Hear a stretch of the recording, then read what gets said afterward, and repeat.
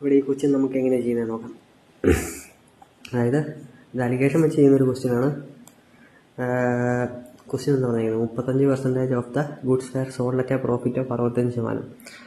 ബാക്കിയുള്ളത് X% ലോസിലാണ് വിറ്റത്. അങ്ങനെ വിറ്റപ്പം അയാൾക്ക് എന്താണ് ഓവറോൾ 12% നഷ്ടം പറ്റി. അങ്ങനെയാണെങ്കിൽ എക്സിൻ്റെ വാല്യൂ എത്രയാണെന്ന് നമ്മളോട് ചോദിച്ചേക്കും. അപ്പം നമുക്കിത് അലിഗേഷൻ വെച്ച് ചെയ്യാം. അപ്പം ഇവിടെ പ്രോഫിറ്റ് വെച്ചാണ് നമ്മൾ പ്രോഫിറ്റ് ആൻഡ് ലോസ് വെച്ചാണ് അലിഗേറ്റ് ചെയ്യുന്നത്. അപ്പം മുകളിൽ പ്രോഫിറ്റ് 65% ലാഭം, ഇത് X% നഷ്ടം, ഓവറോൾ 12% നഷ്ടം.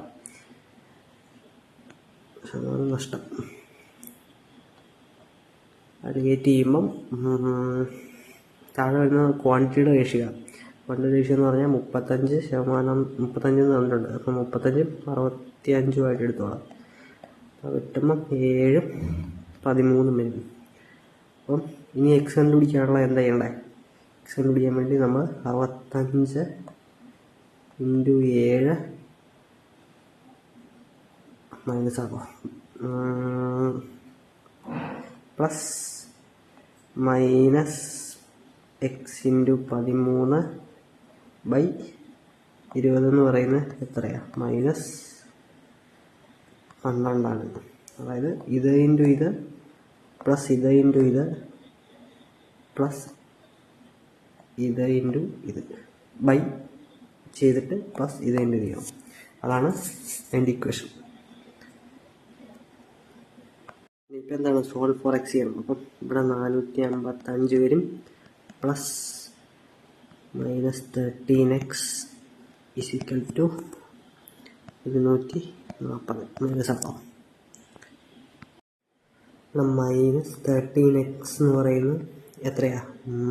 ഈ 455 അങ്ങോട്ട് പോകുമ്പോൾ -455 ആവും. അപ്പം -240 -455 എന്ന് പറയുന്നത് -695 വരും. എക്സ് എന്ന് പറയുന്നത് എത്രയാണ്? 695/13 ചെയ്യുമ്പോൾ മൈനസ് കട്ട് ചെയ്ത് പോവും, 53.5 വരും. Option C. ഇങ്ങനെയാണ് അലിഗേഷൻ വഴി ചെയ്യുന്നത്. ഇവിടെ നമുക്ക് ഈ ക്വസ്റ്റ്യൻ എങ്ങനെ ചെയ്യുന്നത് നോക്കാം. അതായത് നമ്മളെന്താ പറഞ്ഞിരിക്കുന്നത്? An article is sold at a certain price. If it is sold at 33 and 1/3% of this price എന്ന് പറഞ്ഞാൽ ആദ്യം ഈ സെല്ലിംഗ് പ്രൈസിൻ്റെ കാര്യം പറയുന്നു. അപ്പം നേരത്തെ വിൽക്കാൻ ഉദ്ദേശിച്ചിരുന്ന പൈസയേക്കാൾ 33.13% കുറച്ച് വിറ്റു എന്നേ പറയുന്നുള്ളൂ. അങ്ങനെ വിറ്റപ്പോൾ അയാൾക്ക് എന്ത് പറ്റി? ഒരു 33.33% ലോസ് ഉണ്ടായി. അങ്ങനെയാണെങ്കിൽ what is the percentage profit when it is sold at 60% of the original selling price? അതാണ് നേരത്തെ ആദ്യം വിൽക്കാൻ ഉദ്ദേശിച്ചിരുന്ന പൈസയുടെ 60% വിറ്റ മൊത്തത്തിൽ പ്രോഫിറ്റ് എത്രയായിരിക്കും കിട്ടുന്നത്? അതായത് ഒന്നുമില്ല, അയാൾ വിൽക്കാൻ ഉദ്ദേശിച്ചിരുന്ന പ്രൈസ് എന്ന് പറയുന്നത് 300 രൂപയായിരുന്നു വെച്ചോ. പക്ഷെ അയാൾ വിറ്റത് എത്ര രൂപയ്ക്കാണ്? അതായത് സെൽഡ് പ്രൈസ് എത്രയാണ്? 100 രൂപയാണ്. ഇവിടെ എത്രയാണ്? അപ്പം ഇവിടെ 33.13% കുറച്ചാണ് അയാൾ വിറ്റത്. ഇവിടെ ഈ 100 രൂപയ്ക്ക് വിറ്റപ്പം അയാൾക്ക് എന്താ പറ്റിപ്പോയേ? അയാൾക്ക് 33.13% ലോസ് ഉണ്ടായി. അതായത് ഈ 100 എന്ന് പറയുന്ന എന്താണ്? ഈ 33.33% ഫ്രാക്ഷണൽ വാല്യൂ എത്രയാണ്? 1/3. അപ്പം ഈ 100 എന്ന് പറയുന്നത് എത്രയാണ്? 2/3. അപ്പോൾ ഈ 2/3 വാല്യൂ നമുക്ക് 100 എടുത്തൂടെ? അപ്പം 1ൻ്റെ വാല്യൂ എത്രയാണ്? ഇവിടെ 1ൻ്റെ വാല്യൂ എന്ന് പറയുന്നത് 50 കിട്ടും. ഇതിന് കാരണം നമുക്ക് കോസ്റ്റ് പ്രൈസ് കണ്ടുപിടിക്കണം. ഈ സാധനത്തിൻ്റെ കോസ്റ്റ് പ്രൈസ് എത്രയാണെന്ന് കണ്ടുപിടിക്കാം. കോസ്റ്റ് പ്രൈസ് കണ്ടുപിടിക്കാൻ എങ്ങനെയാണ്? CP കണ്ടുപിടിക്കാൻ പ്രത്യേകിച്ചൊന്നും ചെയ്യേണ്ട കാര്യമില്ല. ഇവിടെ നമുക്ക് 1 യൂണിറ്റ് എന്നുള്ളത് 50 കിട്ടിയിട്ടുണ്ട്. നമുക്ക് 3 യൂണിറ്റ് കണ്ടുപിടിച്ചാൽ മതി. 3 യൂണിറ്റ് 150 രൂപ. ഇതാണ് ശരിക്കും CP. ഇതിപ്പം നിങ്ങൾക്ക് മനസ്സിലായെന്ന് എനിക്കറിയത്തില്ല, നല്ല കൺഫ്യൂഷനായി കാണും, എന്നാൽ ഞാൻ ഒന്നുകൂടെ പറയാം. അതായത് ഈ 300 രൂപ എന്നുള്ളതാണ് പുള്ളി വിൽക്കാൻ ഉദ്ദേശിച്ച് വെച്ചിരുന്ന പൈസ. പക്ഷേ പുള്ളിക്ക് വിൽക്കാൻ പറ്റിയ പൈസ എന്ന് പറഞ്ഞാൽ എത്ര രൂപയാണ്? 100 രൂപ.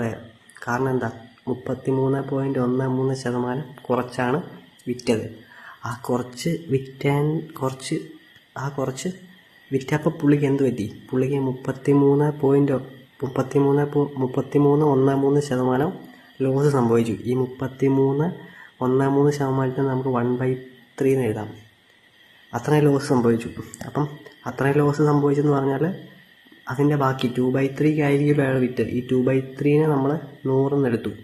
എന്നിട്ട് 2/3 100 എടുത്തതിനകത്ത് 1 യൂണിറ്റ് കണ്ടുപിടിച്ചു.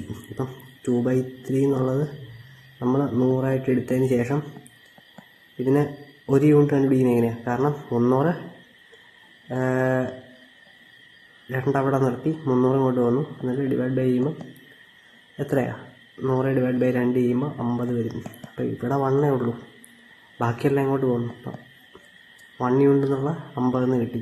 ശരിക്കും പറഞ്ഞാൽ എന്താണ്? ഈ 3 യൂണിറ്റാണ് ശരിക്കും കോസ്റ്റ് പ്രൈസ്. ആ 3 യൂണിറ്റ് 50 × 3 ചെയ്യുമ്പോൾ 150 കിട്ടും. ആ 150 എന്നതാണ് കോസ്റ്റ് പ്രൈസ്.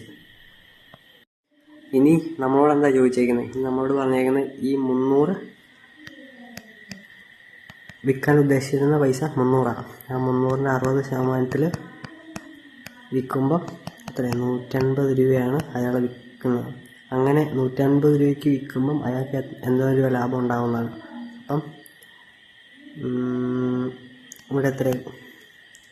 30 രൂപയാണ് കൂടുതൽ വിൽക്കുന്നത്. എത്രയാണ്? 150 × 100 ചെയ്യുമ്പോൾ നമുക്ക് ഉത്തരം കിട്ടും 1/5. അപ്പം 20% എന്നാണ് ഉത്തരം കിട്ടുന്നത്. Option A.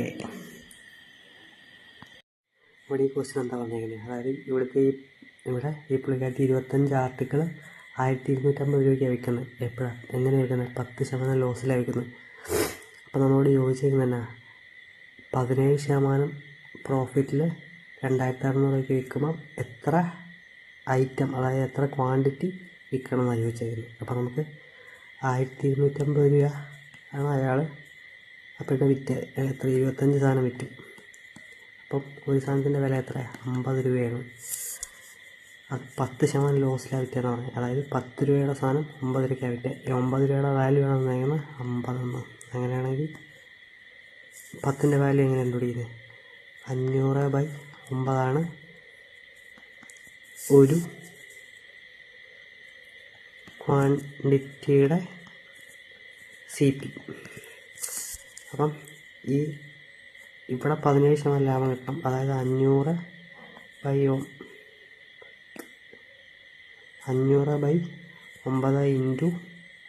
എത്രയാണ്? 117/100 നമുക്ക്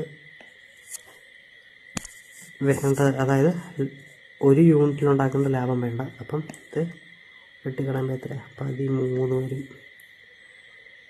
5 13 65.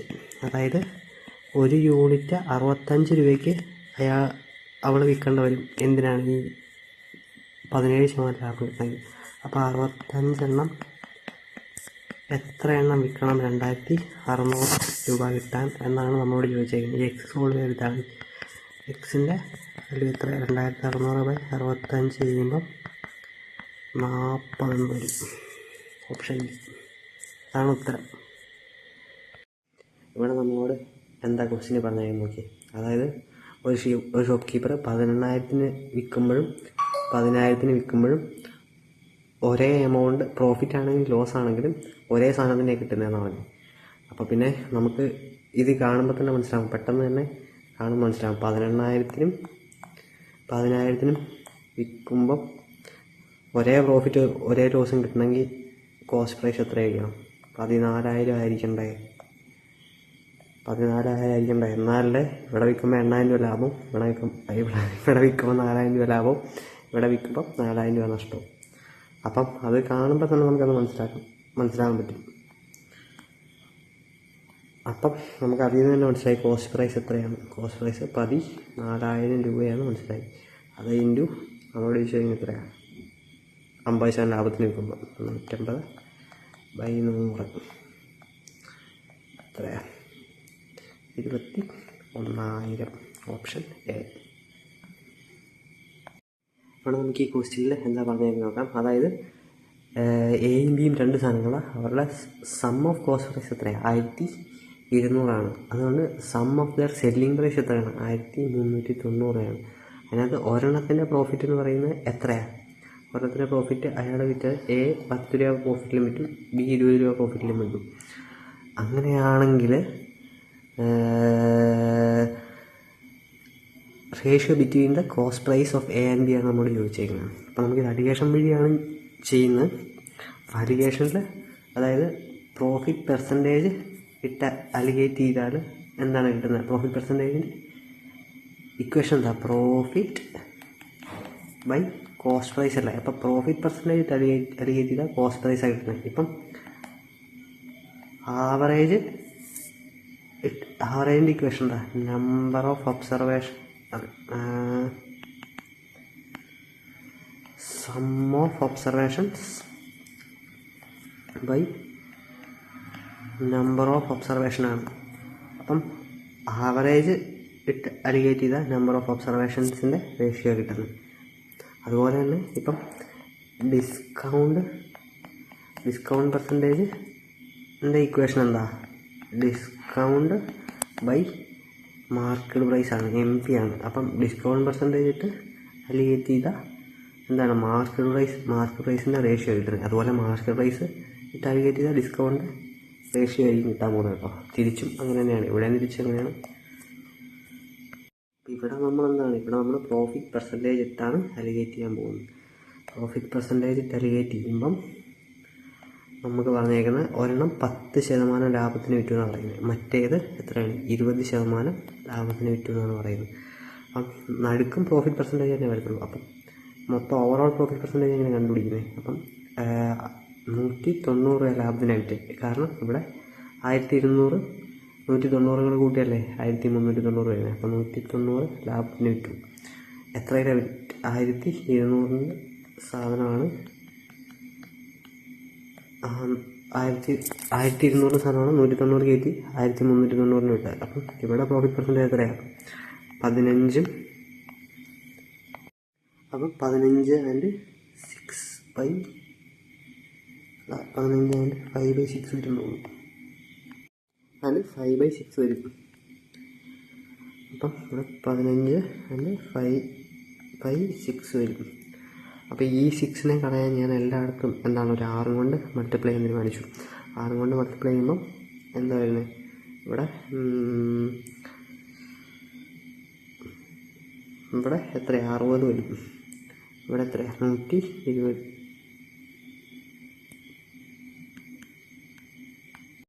120 വരും. ഇവിടെ 95/6 വരും. 6 × 6 95 വരും. ഇനിയിപ്പം ഈ വാല്യൂ ഇട്ട് നമുക്ക് അലിഗേറ്റ് ചെയ്യാൻ അതെങ്ങനെ? ഇപ്പം 60 120 95. ഇത് അലിഗേറ്റ് ചെയ്യുമ്പോൾ എന്താ വരുന്നത്? ഇവിടെ 25 വരും. ഇവിടെ എത്രയാണ്? 35 വരും. ഇവിടേക്ക് പറയുമ്പോൾ എത്രയാണ്? 5:7. Option C. ഇനി ഇത് ഞാൻ വേറൊരു രീതി ചെയ്ത് കാണിച്ചു തരാം. അതായത് ഇപ്പം നമ്മൾ പ്രോഫിറ്റ് പെർസെൻറ്റേജിൻ്റെ ടേംസിലാണ് അലിഗേറ്റ് ചെയ്തത്. ഇനി നമുക്ക് പ്രോഫിറ്റിൻ്റെ ടേംസിൽ അലിഗേറ്റ് ചെയ്ത് നോക്കാം.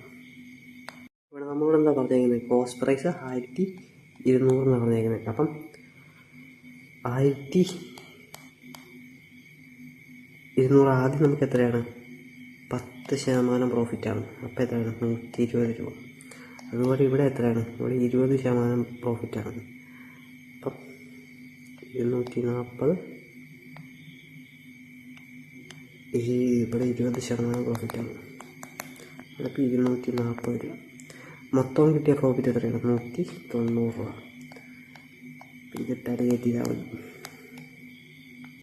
ഇവിടെ എത്രയാണ്? 240 190 പോയാൽ 50 രൂപയാണ്. ഇവിടെ എത്രയാണ്? 20 രൂപയാണ്. 5:7 തന്നെ ആൻസർ വരും. 5:7 തന്നെ വരും ഓപ്ഷനായി. ഇവിടെ ക്വസ്റ്റ്യൻ എന്താ പറഞ്ഞേക്കുന്നത്, അതായത് ഒരാളൊരു കച്ചവടം നടത്തുമ്പം 400% ലാഭം കിട്ടിയെന്ന് പറയും. 400% ലാഭം കിട്ടി. പക്ഷേ കാലക്രമേണ സാധനം ഉണ്ടാക്കാനുള്ള കോസ്റ്റ് 100% കൂടി. പക്ഷേ സെല്ലിംഗ് പ്രൈസിൽ എന്താ വ്യത്യാസമൊന്നും ഉണ്ടായതുമില്ല. അങ്ങനെയാണ് നമ്മളോട് ചോദിച്ചേക്കുന്നത് എന്താ ratio of new profit and selling price എത്രയാണ് ചോദിച്ചേക്കുന്നത്. അപ്പം 400% ലാഭം 100% ലാഭം ഉണ്ടെങ്കിൽ 100 രൂപയുടെ സാധനം അയാൾ എത്രയാണ് 500 രൂപയ്ക്ക് വിൽക്കണം. എന്നാലേ 400 രൂപ ലാഭം കിട്ടുള്ളൂ. 100 × 100 ചെയ്യുമ്പോൾ 400% കിട്ടും. അതാണ് 400%. ഇനി നമ്മളോട് എന്താ പറഞ്ഞേക്കുന്നത്, ഇത് കോസ്റ്റ് പ്രൈസ് ആട്ടോ. ഈ കോസ്റ്റ് പ്രൈസിൽ 100% വർധനമുണ്ടായി, 200 രൂപയായി. പക്ഷേ എന്താണ് അയാൾ വിറ്റുകൊണ്ടിരുന്നത് എത്രയാണ്, നേരത്തെ വിറ്റുകൊണ്ടിരുന്നത് 500 രൂപയ്ക്ക് തന്നെ വിറ്റുകൊണ്ടിരുന്നത്. അപ്പോൾ ലാഭം എത്രയാണ്, 300 രൂപയാണ് ലാഭം. 300/500 ×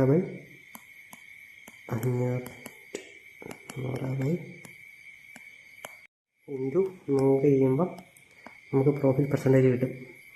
നമുക്കിവിടെ പ്രോഫിറ്റ് പെർസെൻറ്റേജ് കണ്ടുപിടിക്കേണ്ട കാര്യമില്ല. എന്തിനാണ് കണ്ടുപിടിക്കുന്നത്, നമ്മളോട് ന്യൂ പ്രോഫിറ്റും സെല്ലിംഗ് പ്രൈസും നമ്മളെ ആണ് പറഞ്ഞേക്കുന്നത്. അപ്പം 300/500 ചെയ്താൽ മതി. ഓപ്ഷൻ സി 3/5 ആണ് ഉത്തരം.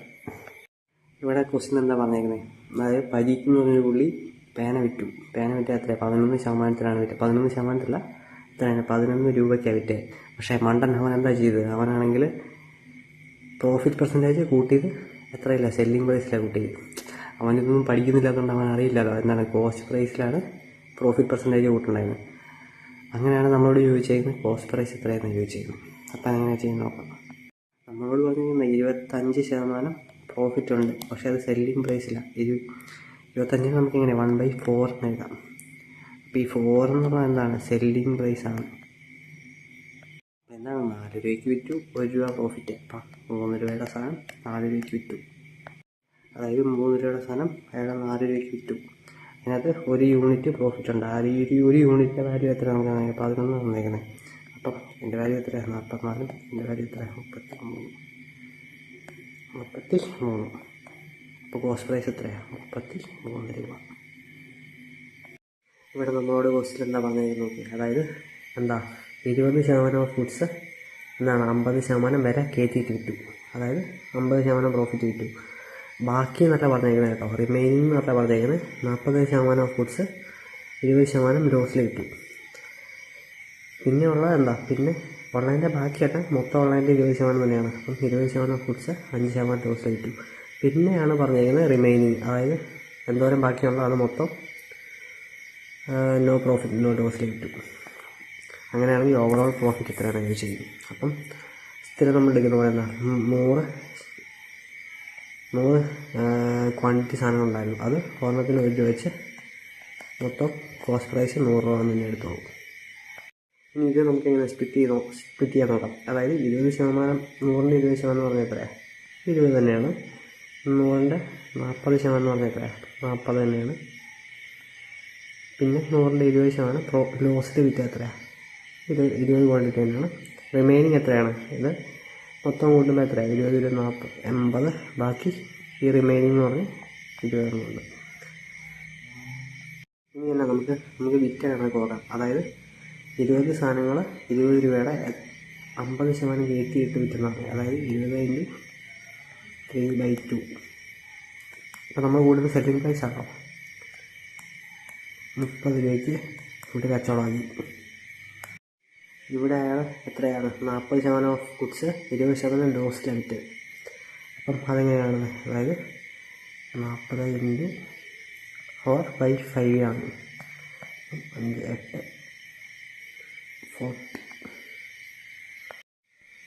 40 അല്ല, 8 4 32 ആണ് വരുന്നത്. 32 ആണ്. അതായത് 40 രൂപയുടെ സാധനങ്ങളായാലും 32 രൂപയ്ക്ക് കിട്ടും. പിന്നെന്താണ്, പിന്നെ വന്നേക്കുന്നത് 20% ഓഫ് ഗുഡ്സ് 20% ലോസിൽ വിറ്റുന്നതാണ്. അല്ല, 20% ഓഫ് ഗുഡ്സ് 5% ലോസിൽ വിറ്റെന്ന് പറഞ്ഞാൽ അപ്പം 20 × 95/100. അപ്പം എത്രയാണ് വെട്ടിപ്പോകുമ്പോൾ 19/20 വരും. എന്നിട്ട് പോയി 19 രൂപ കിട്ടും. റിമൈനിങ് പ്രോഫിറ്റും ലോസും ഒന്നുമില്ലാതെ ആ വിലയ്ക്ക് തന്നെ കിട്ടും. ഇനി എന്താണ് ഇതെല്ലാം കൂടെ കൂട്ടിയെടുക്കാന്നുള്ളൂ. അപ്പം എങ്ങനെയാണ് 20, 30, 50, 82, 82, 10, 92, 92, 9 എത്രയാണ് 101. അപ്പം 100 സാധനം അയാൾ കച്ചവടമാക്കി 1 രൂപയ്ക്ക് 101 രൂപയ്ക്ക്. അപ്പം പ്രോഫിറ്റ് എത്രയാണ് 1%. ഇവിടെ ഈ ക്വസ്റ്റ്യൻ നമുക്ക് എങ്ങനെ ചെയ്യുന്നത് നോക്കാം. അതായത് നമ്മളോട് പറഞ്ഞേക്കുന്നത് ഒരു ഐറ്റത്തിന് 2400 രൂപ. അങ്ങനെ അയാൾ 2 സാധനങ്ങൾ വിറ്റു. ഒരെണ്ണത്തിൽ പ്രോഫിറ്റ് അയാൾക്ക് എത്രയാണ് 20% കിട്ടി. അങ്ങനെ ആ ഓവറോൾ ട്രാൻസാക്ഷനിൽ അയാൾക്ക് എന്താണ് നോ പ്രോഫിറ്റ് നോ ലോസാണ്. അങ്ങനെ വരുമ്പം ആ രണ്ടാമത് വിറ്റ ഐറ്റത്തിൻ്റെ അയാൾക്ക് എത്ര ശതമാനം ലോസ് എന്നല്ല എത്ര രൂപ ലോസ് എന്നാണ് ചോദിച്ചിരിക്കുന്നത്. അപ്പോൾ ടോട്ടൽ സെല്ലിംഗ് പ്രൈസ് എത്രയാണ്? ടോട്ടൽ SP എന്ന് പറയുന്നത് 4800 ആണ് ടോട്ടൽ SP. ഒരു സാധനത്തിൻ്റെ SP അതായത് 20% ലാഭത്തിൽ വിറ്റതിൻ്റെ SP നമുക്ക് തന്നിട്ടുണ്ട് 2400. അപ്പോൾ അതിൻ്റെ CP കണ്ടുപിടിക്കുന്നത് എങ്ങനെയാണ്? CP കണ്ടുപിടിക്കുന്നത് 120% വാല്യൂ ആണ് തന്നിരിക്കുന്നത്. എത്രയാണ് 2400. അപ്പം ഒന്നിൻ്റെ വാല്യൂ എത്രയാണ് 20, 100ൻ്റെ വാല്യൂ 2000. ഇനിയുള്ളൂ അത് ഈ 2000 അതായത് ആദ്യത്തെ സാധനത്തിൻ്റെ കോസ്റ്റ് പ്രൈസ് പ്ലസ് CP200 രണ്ടാമത്തെ സാധനത്തിൻ്റെ കോസ്റ്റ് പ്രൈസ് ഈക്വൽ ടു 4800 എന്ന് എഴുതാൻ പറ്റും. കാരണം എന്താണ് ഇവിടെ തന്നിട്ടുണ്ട് നോ പ്രോഫിറ്റ് നോ ലോസ്. അവിടെ സ്റ്റേറ്റ്മെൻറ്റ് അതുപോലെ തന്നിട്ടുണ്ട്. അപ്പം എന്താണ് അയാൾക്ക് ഇത് രണ്ടും കൂടെ വാങ്ങിയപ്പം 4800 രൂപ ചിലവായെങ്കിൽ അത് വിറ്റപ്പോൾ കിട്ടിയത് 4800 തന്നെയാണ്. അതുകൊണ്ടല്ലേ പ്രോഫിറ്റും ലോസും 0 എന്ന് പറഞ്ഞിരിക്കുന്നത്. അപ്പം നമുക്ക് അങ്ങനെ എഴുതാൻ പറ്റും. ഇതിനകത്ത് CP2 ഇപ്പോൾ കണ്ടുപിടിക്കാമല്ലോ. എത്രയപ്പം 2800 വരും. ഇവിടെ മറ്റേ ഐറ്റം എത്ര രൂപയ്ക്കാണ് വിറ്റതെന്ന് പറഞ്ഞത്? അതായത് 4800 രൂപയ്ക്കാണ് വിറ്റത്. അപ്പോൾ ഇവിടെ SP അല്ലേ 2400 SP. അപ്പോൾ ഇവിടെ എത്രയാണ് 400 ലോസാണ് ഉണ്ടായത്. Option B. ഇവിടെ ക്വസ്റ്റ്യൻ എന്താ പറഞ്ഞിരിക്കുന്നത്? അതായത് ഒരു സാധനം P Qന് വിറ്റു, Q Rന് വിറ്റു, R Tക്ക് വിറ്റു. P വാങ്ങിച്ച് എത്ര രൂപയ്ക്ക് 100 രൂപയ്ക്ക് P വാങ്ങിച്ചു. എന്നിട്ട് എന്താണ് 20% കൂട്ടിയിട്ട് വിറ്റു. 20% എന്ന് പറഞ്ഞാൽ എത്രയാണ് 6/5 ഇൻറ്റു പിന്നെന്താണ് പിന്നെ അടുത്ത വിറ്റ് 25% ലോസിന് 25% ലോസ് എന്ന് പറഞ്ഞാൽ എത്രയാണ് 3/4 വിറ്റു. പിന്നെന്താണ് പിന്നെ ടീക്ക് വിറ്റ് എത്ര രൂപയാണ് 50% പ്രോഫിറ്റ്. അപ്പം 3/2. അപ്പം വെട്ടിക്കളയുക 20, വെട്ടിക്കളയുക 10, വെട്ടിക്കളയുക 5, വെട്ടിക്കളയുക 2, പിന്നെ ഇത് വെട്ടിക്കളയുക 3.